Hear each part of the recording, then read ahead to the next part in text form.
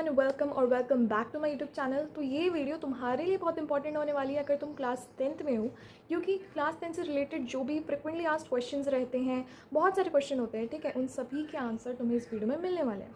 तो ये video short रहेगी, क्लियर रहेगी, इसके लिए तुम्हें जो भी क्वेश्चन के आंसर मिलने वाले हैं वो सारे क्वेश्चन यहाँ पर लिखे हुए हैं। अगर तुम्हारा कोई भी इसमें से आसपास भी क्वेश्चन रहे सो प्लीज़ वो पार्ट देख लेना, क्योंकि तुम्हारे लिए क्या पता आगे जाके वो क्लैरिटी बन जाए।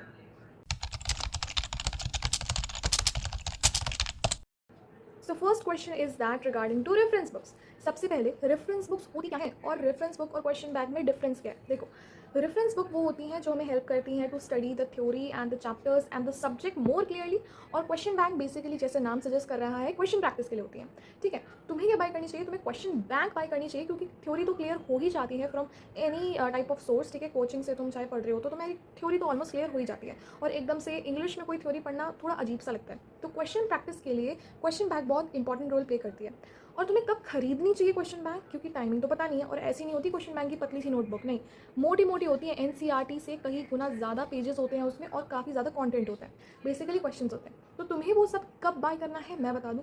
अगर मैं बताऊँ तो मैंने अपनी जो फर्स्ट क्वेश्चन बैंक बाय करी थी that was in summer vacation के टाइम पे मैंने अपनी क्वेश्चन बैंक मंगाई थी, and I was able to finish it till the end after this the मतलब दैट ईयर, जब मैं टेंथ में थी। तो मैंने समर वेकेशन में वो बुक बाय करी थी, और सच्ची बताऊँ मैंने एक ही बुक बाय करी थी, लिटरली एक क्वेश्चन बैंक, सिर्फ एक क्वेश्चन बैंक, और वो भी साइंस की। मैंने मुझे ये पता था कि जो क्वेश्चन बैंक है, ठीक है, वो कोई मामूली सी बुक नहीं होती है, बहुत मोटी होती है, और अगर वो पूरी ना हो एंड में तो आगे जाकर रिग्रेट होता है कि हमने बाय तो कर ली थी लेकिन हम कुछ कर नहीं पाए। इसलिए इंपॉर्टेंट ये रहता है कि तुम पहले ये जान लो क्या तुम सच में उसे कर सकते हो। सच में अगर कर सकते हो, या फिर अपने ऊपर अभी भी डाउट है कि नहीं कर पाएंगे, तो एक बाय करके देख लेना जब तुम्हारी समर वेकेशंस चल रही होंगी, क्योंकि उस टाइम पे तुम्हारे पास टाइम होगा। ठीक है, उस टाइम पे तुम्हारे पास टाइम होगा और तुम आराम से समझ पाओगे कि तुम वो कर पा रहे हो चीज़ की नहीं कर पा रहे हो। क्या स्कूल के बाद भी तुम्हें टाइम मिल रहा है, कोचिंग के बाद भी मिल रहा है, क्या तुम उसे कंप्लीट करने की क्षमता रखते हो। अगर ऐसा है तो तुम्हें वो क्वेश्चन बैंक बाय कर लेनी है जब तुम्हारे समर वेकेशन या फिर कोई छुट्टियाँ चल रही हो। और किसी की भी क्वेश्चन बैंक बाय मत कर लेना, उसी सब्जेक्ट की बाय करना जिसमें तुम्हें थोड़ा सा डाउट रहता है, या फिर तुम्हें ऐसा लगता है कि ये सब्जेक्ट मुझे थोड़ा सा हार्ड लगता है, या फिर इसके क्वेश्चन मुझसे बनते नहीं है, तो उसी सब्जेक्ट की पहले बाय करके देखना। अगर वो तुम ठीक से कर पा रहे हो तभी नेक्स्ट सब्जेक्ट की क्वेश्चन बैंक पे या फिर रेफरेंस बुक पे मूव करना। सो नेक्स्ट एक बहुत बड़ा क्वेश्चन है कि क्या इस साल हमें आर.डी. शर्मा करनी चाहिए, क्योंकि इस साल का जो मैथ्स का पेपर था दैट वाज टफ।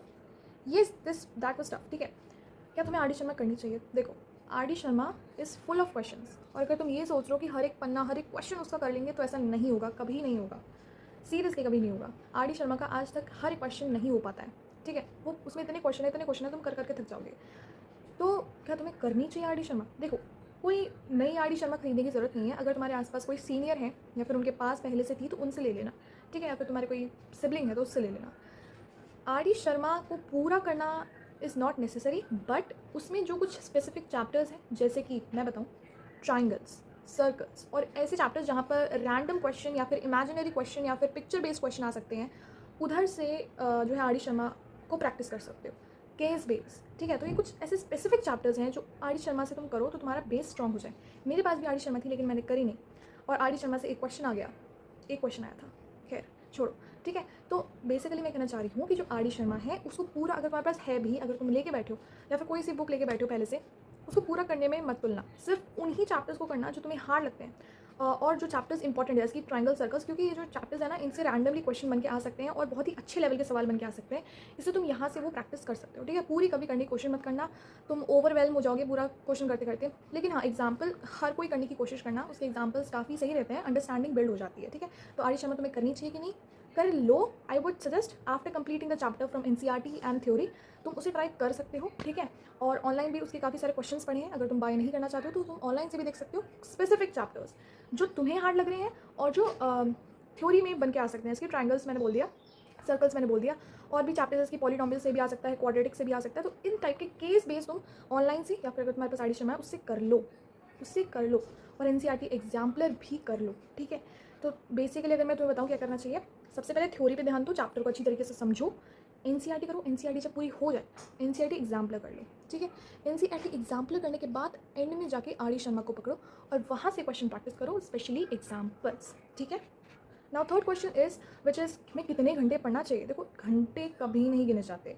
घंटे से पढ़ना कोई लॉजिक ही नहीं है। हम कितने घंटे पढ़ते थे? हम तो 16 घंटे पढ़ते थे, हम तो 11 घंटे पढ़ते थे। घंटे कभी नहीं गिने जाते।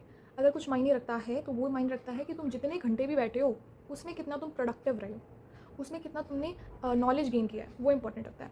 देखो हमारी जो पूरी साइकिल होती है ना डे की, उसमें तुम्हारा कोई ना कोई ऐसा पार्ट होगा, जैसे कि कोई किसी का शाम का होगा, किसी का रात का होगा, किसी का सुबह का होगा, किसी का दोपहर का होगा।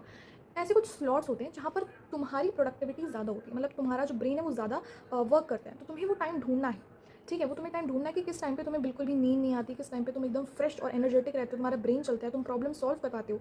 उस टाइम को स्पेसिफिक पकड़ लो। उस टाइम में तुम्हें पता चल जाए कि तुम इस टाइम में ज़्यादा प्रोडक्टिव रहते हो, उस टाइम तुम सबसे ज़्यादा जो तुम्हें हार्ड लगता है सब्जेक्ट वो उठा लो। जैसे कि कुछ बच्चों के लिए मैथ्स होगा, किसी के लिए साइंस होगा, किसी के लिए एसएसटी भी हो सकता है।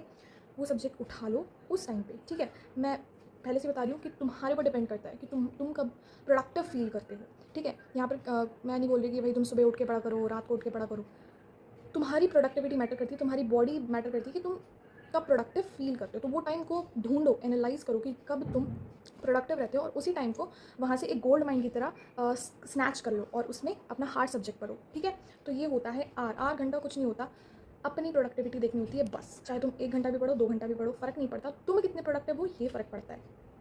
Now the last question is which is sample papers. Sample paper कब लेती थी? कि हमारा सिलेबस खत्म हो जाए तभी लें। देखो सिलेबस ना एक ऐसी चीज़ है जो कि तुम्हारे ऊपर डिपेंड करेगी कि कब तुम खत्म करना चाहो, ठीक है? तुम चाहो तो आज खत्म कर दो, क्योंकि 10th क्लास का सिलेबस इतना नहीं है, ठीक है? तो इतनी जल्दी भी मत करना और इतना लेट भी मत करना सिलेबस कंप्लीट करना। कोशिश करना कि तुम्हारा अक्टूबर के एंड में सिलेबस ऑलमोस्ट खत्म हो जाए। और सैम्पल पेपर्स तुम्हें कब लेने हैं? जो हमारा साल है उससे 1-2 महीने पहले लेने हैं, चाहे तुम्हारा सिलेबस खत्म हुआ हो या ना हुआ हो।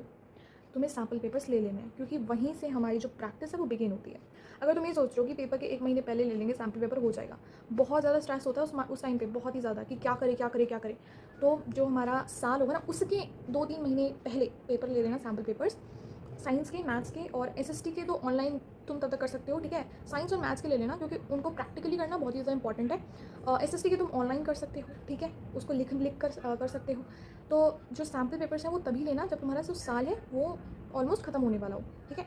मेनली अक्टूबर या सितंबर में, ठीक है? उस टाइम पे एक वीक में, हर एक वीक में एक मुश्किल से अटेम्प्ट कर लेना, ठीक है? उससे क्या होगा कि तुम्हारी स्पीड और तुम्हारी जो मेमोरी पावर है वो अच्छे से वर्क कर पाएगी, और तुम्हें लगेगा कि एंड में आते आते कि पेपर तो हमने 10 दे दिए हैं, 15 दे दिए हैं, अब तो आएंगे देख लेंगे, ऐसा लगेगा तुम्हें। सीरियसली कुछ डर नहीं लगेगा।